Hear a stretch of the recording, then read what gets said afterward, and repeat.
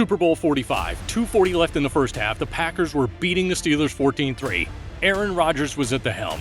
On this play, Ryan Clark thought he was about to get an interception, but Rodgers put the ball on a rope, delivering a touchdown strike to Jennings. Green Bay's lead was enormous, but the Steelers clawed their way back, trailing 28-25 in the fourth quarter. Green Bay didn't have Brady nor Mahomes. Instead, they had the highest-rated quarterback in history. But how would Rodgers handle the pressure with the Super Bowl on the line? When you talk about Aaron Rodgers' career, the key word is spite. Rodgers has been passed over and over, disregarded throughout his professional career. Even early in his life, he had to prove people wrong. He's had to overachieve in spite of the doubters, or maybe to spite them. It all started in Chico, California.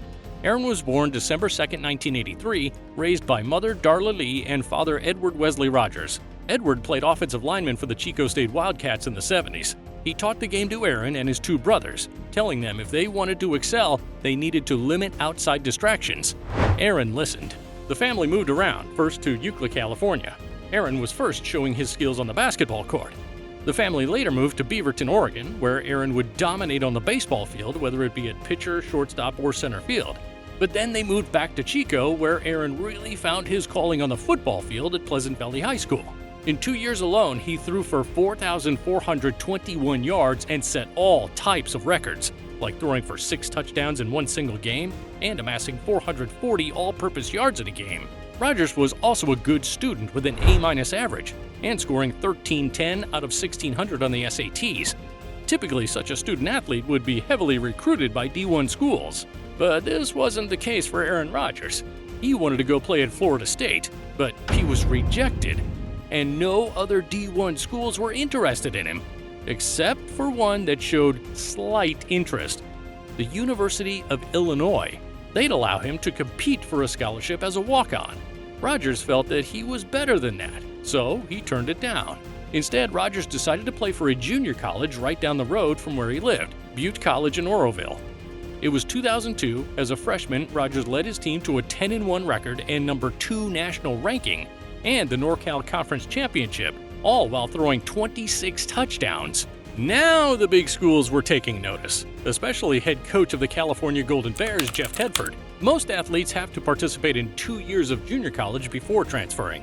But since Rodgers' high school grades were so good, he was able to transfer after just 1 year. In his first season at Cal, Rodgers was named the starter in the 5th week, and that game was against the only D1 school that made him an offer, Illinois. A year ago, this team told him that he would have to compete for a scholarship there. So in his classic spiteful fashion, Rodgers led Cal to a win in his first start of the year while having 263 passing yards, 1 touchdown, and 0 interceptions. He finished the 2003 season going 7-3 as a starter, passing for 2,903 yards, 19 touchdowns, and only 5 picks. He had 5 300-yard games, and only 1.43% of his passes were intercepted, a new school record. 2004 was more of the same: 2,566 passing yards, 24 touchdowns, 8 interceptions, and a 10-1 record. Cal was ranked in the top 5 by the end of the regular season. That one loss was to number 1 USC. Rodgers set Cal records, completing 85% of his passes in one game and completing 26 consecutive passes over the span of a couple games. He also tied an NCAA record, completing 23 consecutive passes in one game. With all these accomplishments, Rodgers only finished 9th in Heisman voting. In the 2005 draft, team after team passed on Rodgers. Finally, he was drafted 24th by a team that was not really needing a starting quarterback, the Green Bay Packers, led by Brett Favre. The expectation of Rodgers was that he was going to be a backup for a while. Favre was still playing well. In Rodgers' rookie year, Favre led the league in completions and attempts, but also in interceptions. He sat behind Favre and took notes, both on what to do in certain situations and also what not to do. Favre was a gunslinger. He was reckless many times, so Rodgers made sure to have a different approach. Even though he'd sling the ball with absurd arm angles and often on the run, it never took away his precision. He was Mahomes before Mahomes, and he was not careless like his predecessor. Only 3 times he'd thrown double-digit interceptions in a season. The most was his first season as a starter, 2008, with 13, paired along with 28 touchdowns. By 2009, Rodgers was already leading the league in lowest interception percentage of total passes with 1.3%. This was a category that Rodgers led the league in 6 times over his career. It was no accident. Though it did not feel like it with his playing style, Rodgers was statistically more careful with the ball than anyone else. In fact, if you take Brett Favre, Drew Brees, Peyton Manning, and Tom Brady and combine all the times they led the league in lowest interception percentage, you'd get 5 total. Rodgers alone has more than those 4 legends combined. He was soon making a name for himself across the league. Beyond the absurd arm angles, he also showed off his amazing arm strength with pinpoint accuracy. Like in a game against the Cardinals, down by 7 with less than a minute to go, Rodgers faced 4th and 20 and had to drive down the entire field in order to send the game into overtime. On that critical play, Rodgers rolled away to the left in his own end zone to deliver the ball perfectly to his receiver Jeff Jennings past midfield. Then with 5 seconds left on the clock, he delivered another bomb while falling backwards to tie up the game. In 2 passes, on 1 drive, Rodgers threw for 118 yards. His accuracy with the game on the line was unbelievable, especially with those out-of-pocket throws. When you watch Rodgers, you see the talent, and his numbers back it all up. He has the lowest interception percentage and highest QBR of any quarterback in history, and his touchdown-to-interception ratio of 4.52 is also the highest. The next closest is Patrick Mahomes with a measly 3.48 ratio.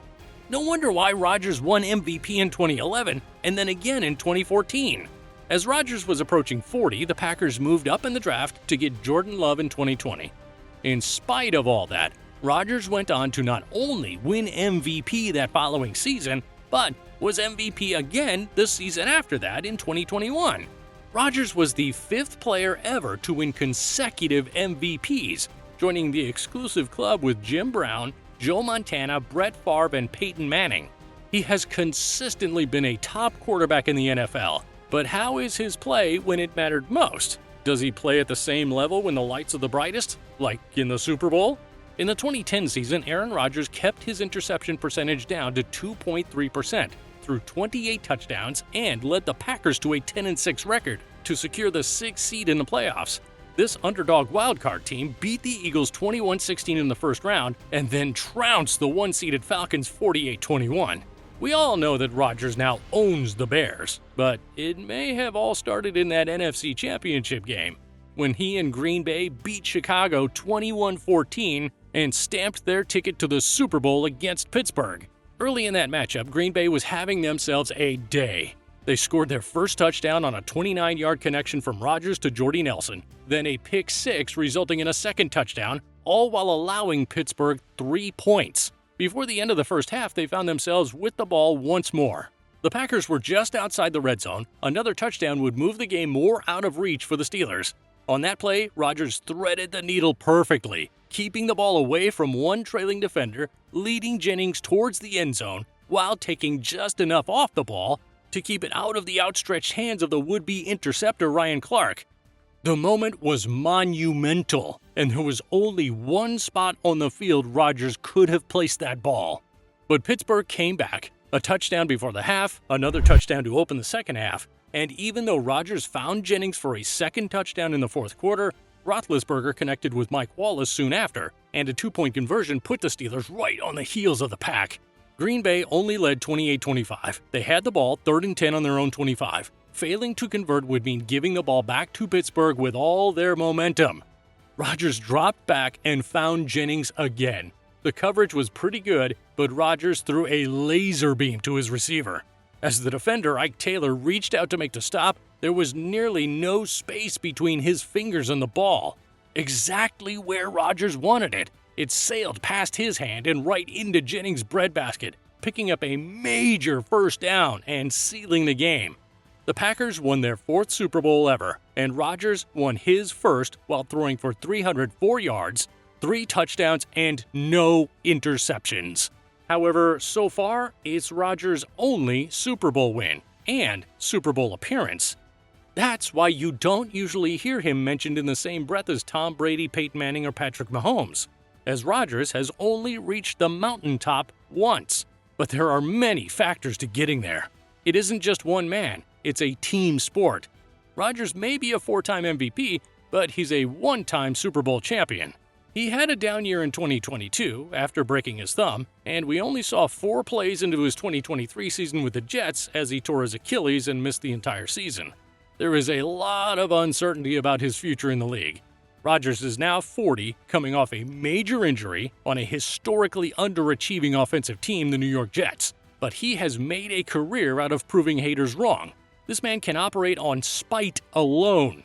And his last MVP season was not too long ago in 2021. This was also the last season he was able to play while fully healthy. This New York Jets cast has some solid pieces on offense and their stellar defense. His regular season stats make him the highest-rated quarterback of all time. But will he be able to get another Super Bowl win before his career is over? This is The Gridiron.